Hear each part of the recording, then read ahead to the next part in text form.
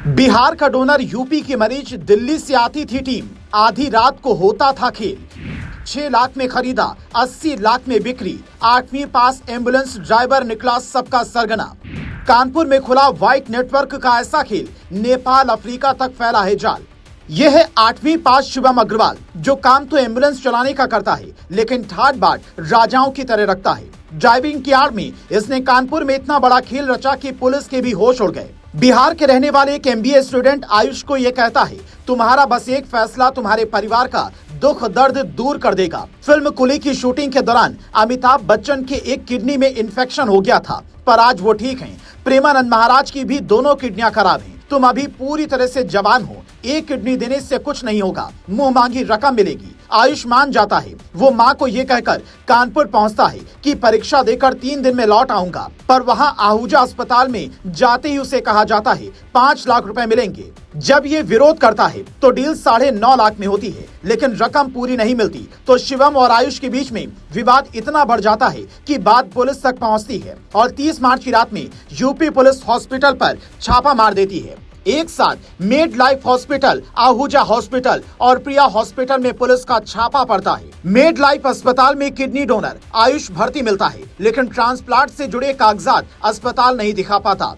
नतीजा, आहूजा हॉस्पिटल की मालिकिन डॉक्टर प्रीति आहूजा, उनके पति doctor Surjit, doctor Rajesh Kumar, doctor Ram Prakash, doctor Narendra Singh और शिवम अग्रवाल को गिरफ्तार कर पुलिस जेल भेज देती है। उसके बाद खुलती है असली कहानी। पता चलता है कि किडनी देने वालों को टेलीग्राम के जरिए शिवम अग्रवाल ही ढूंढता था।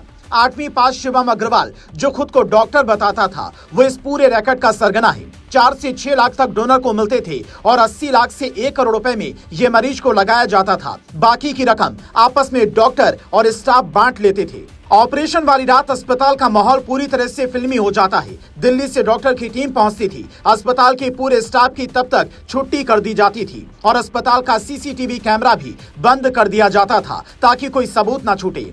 यहाँ तक कि वहाँ पर परिजनों को कहा जाता था, डॉक्टर साहब व्यस्त हैं, रात में ऑपरेशन होगा, और सुबह होने से पहले ही डोनर और मरीज दोनों को अलग जगह शिफ्ट कर दिया जाता था। कोई भी निशान वहाँ पर नहीं मिलता था। अंदर ही अंदर ये रैकेट इतनी सावधानी से चल रहा था कि पुलिस तक कोई खबर ही नहीं पहुँच पा रही थी। बस एक नोकझोंक ने पूरी कहानी खोलकर रख दी। अब कानपुर के कमिश्नर रघुवीर लाल का कहना है, शुरुआती जांच में सामने आया कि अब तक कानपुर में 50 से अधिक लोगों का किडनी ट्रांसप्लांट कराया गया है। डॉक्टर रोहित कानपुर में अन्य जगहों पर भी ऑपरेशन करता रहा। वो दिल्ली के डॉक्टर्स के संपर्क में है। इस मामले में 7 अस्पताल और रडार में आए हैं। इनमें से 1 लखनऊ और अन्य 6 कानपुर में हैं। यहाँ तक कि ये नेटवर्क नेपाल और साउथ अफ्रीका तक में फैला होने की आशंका जताई जा रही है, जिसकी जांच में यूपी पुलिस सख्ती से जुटी है। इस मामले में अगर आरोप साबित हो जाते हैं तो 10 साल की सजा और 5 से 10 लाख का जुर्माना लग सकता है। इसीलिए सतर्क रहें, सावधान रहें, ऐसे लोगों के झांसे में न आए। कोई कहकर बहलाने फुसलाने की कोशिश करे तो इसकी सूचना अपने बड़ों और पुलिस को दें